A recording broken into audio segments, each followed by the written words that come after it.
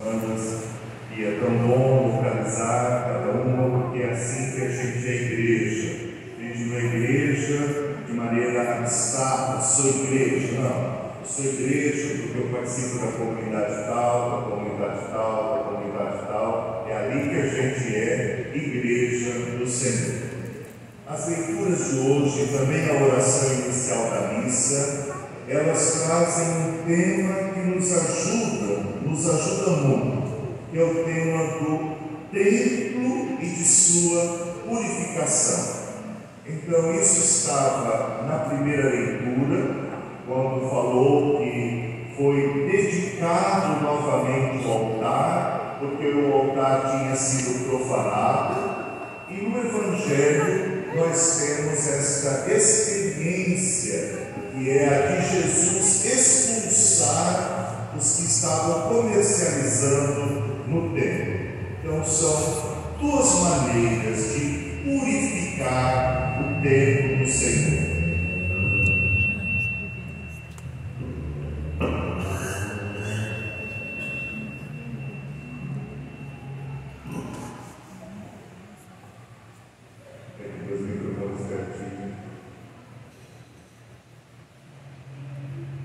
São duas maneiras de purificar o templo do Senhor.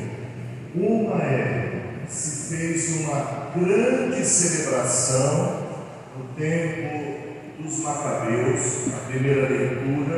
Por quê? Porque no templo, na casa de Deus, tinham sido colocadas as estátuas dos ídolos. E isso profanou o templo, e ali foram oferecidos sacrifícios aos ídolos, e era necessário purificar o templo. No Evangelho, o que é colocado dentro do templo é pior do que uma imagem do ídolo. Ele distrai, ele tira a atenção da fé verdadeira, o ídolo. Mas, no tempo de Jesus, o que tirava a atenção era outra coisa. Era a ganância pelo poder e as vendas que eram realizadas no templo, e assim as coisas perderam a sua importância. O templo não era mais a casa de Deus, mas era um lugar de comércio. Hoje é lugar de gente ficar vendendo celular e provando do mesmo jeito, ficar conversando dentro da igreja durante as leituras e provando do mesmo jeito, mas a gente acha que é só daquele jeito lá, quando se comercializava dentro da igreja, e era o jeito de profanar o templo de Deus. Mas voltemos, irmãos e irmãs. Então, para purificar o templo, na primeira leitura, uma grande celebração. Mas como é que Jesus purifica o templo no Evangelho, na segunda leitura?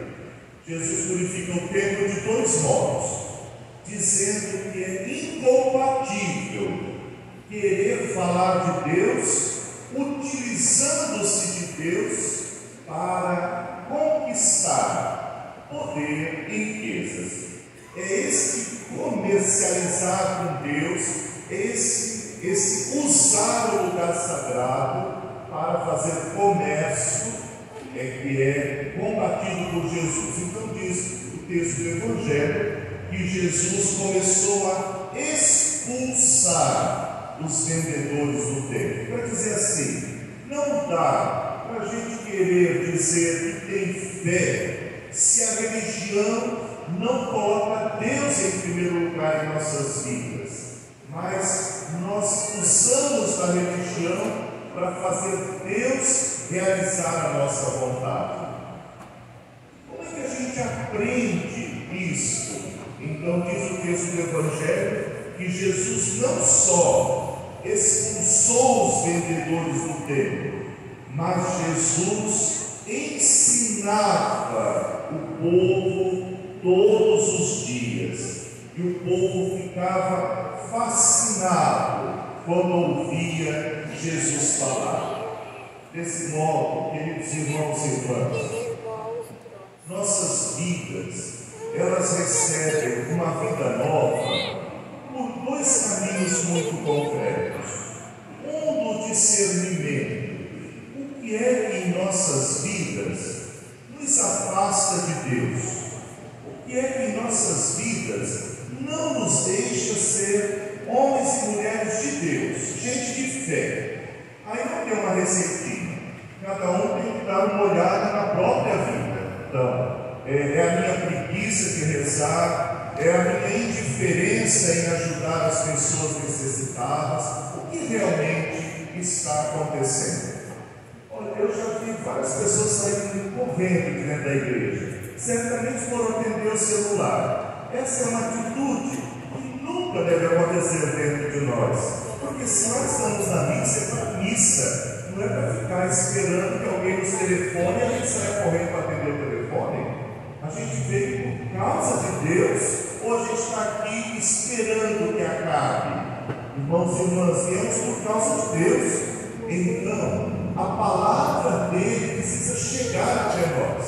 O discernimento, o que é que me ajuda a ser um homem de Deus, que eu possa dizer, eu sou cristão, eu sou cristã, e o meu jeito de viver, de fato, seja coerente com a minha fala. Mas nós não conseguiremos nada disso sem a ajuda da palavra de Deus. Então, o Evangelho disse que Jesus ensinava e o povo se encantava com a palavra de Jesus. Mas a palavra de Jesus não gera só encantamento. A palavra de Jesus mexe conosco e por isso então aqueles que usavam a religião querem matar a Jesus. Olha a grande diferença. Vejam, uns ouvem Jesus e se encantam, outros ouvem Jesus e querem matá-lo, querem eliminá-lo. Nós poderíamos dizer assim: vamos fazer uma listinha de quem é que hoje quer eliminar Jesus. Seria muito bom, porque nós não iríamos nos colocar nessa listinha. Nós iríamos colocar outras pessoas que não aceitam o Evangelho. Não. Dentro de nós, queridos irmãos e irmãs, há momentos em que estamos muito abertos a Deus, à escuta da Sua palavra, à vida de fé concreta na caridade, na solidariedade, na honestidade, na justiça. E tem tempo que a gente está murchinho, sem expectativa, frios. Então, é preciso olhar para nós mesmos, porque nós mesmos temos dentro do coração a possibilidade de nos afastarmos de Deus e a possibilidade de nos aproximarmos de Deus. Não nos esqueçamos, para nos aproximarmos de Deus, o Evangelho já disse o jeito: escutar a palavra de Deus e escutá-la de modo encantado. Isso é, uma palavra que chegue ao nosso coração.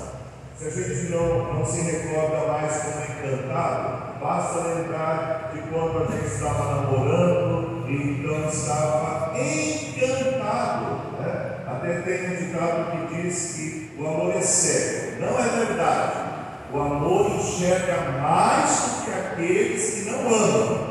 Nós só éramos capazes de ver muito mais do que as outras pessoas. Éramos encantados com a pessoa que nós amávamos.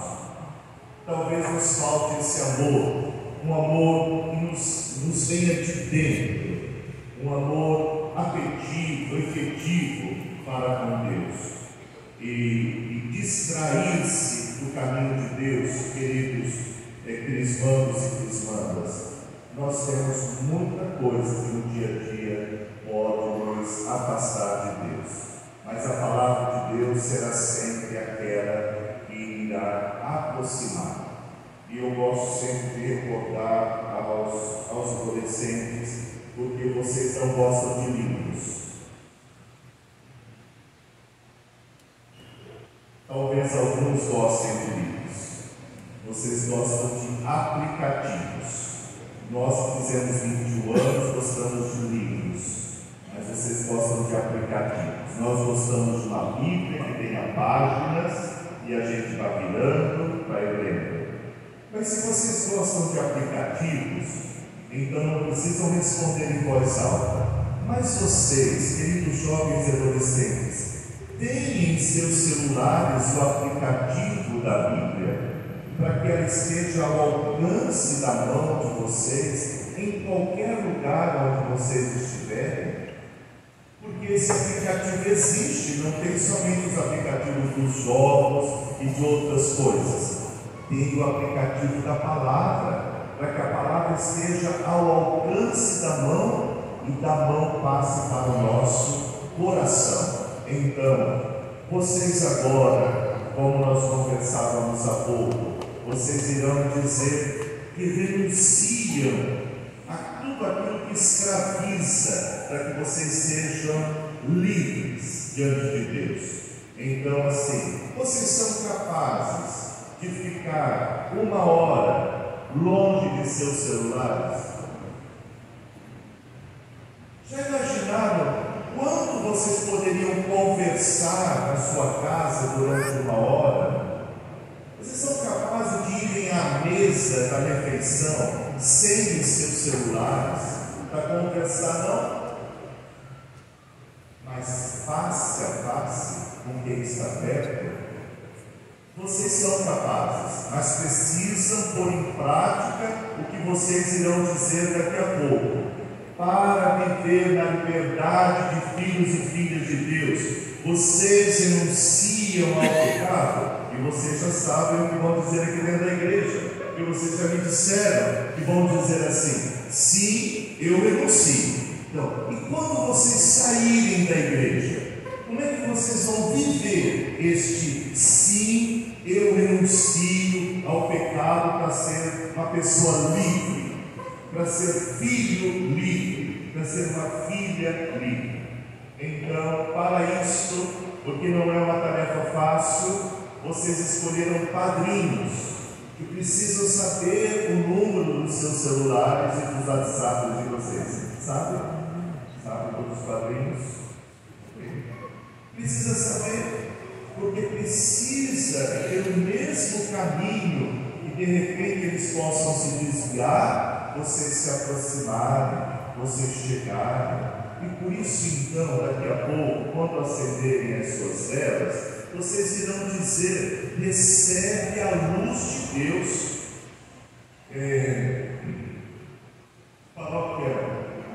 Os crismandos de Caiobá, Paróquia Santana, escreveram cartinhas ao bispo.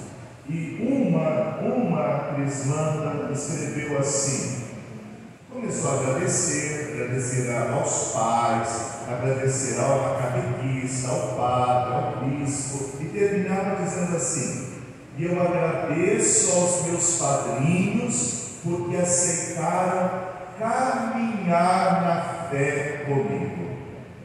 Essa para mim foi a melhor definição de um padrinho e de uma madrinha autênticos. Alguém que se coloca ao lado para caminhar junto.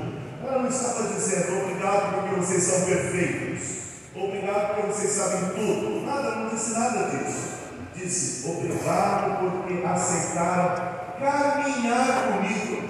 Então, queridos padrinhos e madrinhas, eu deixo isso que aquela adolescente disse de seus padrinhos como uma luz para vocês. Isto é, vocês não foram simplesmente escolhidos, mas foram escolhidos para caminhar juntos, para estarem ao lado quando as coisas estiverem bem legais, e estarem ao lado quando as coisas estiverem para baixo, em todos os momentos. Para isso, então, nós queremos agora acender estas velas, porque não só a palavra de Deus é a luz que nos purifica, que nos dá o sentido autêntico de sermos templos de Deus, mas também a fé que prova a palavra de Deus é a nossa luz. Então vamos agora, depois quem vai acendendo já vai ajudando os outros a acenderem as suas velas. Com licença, uns 4.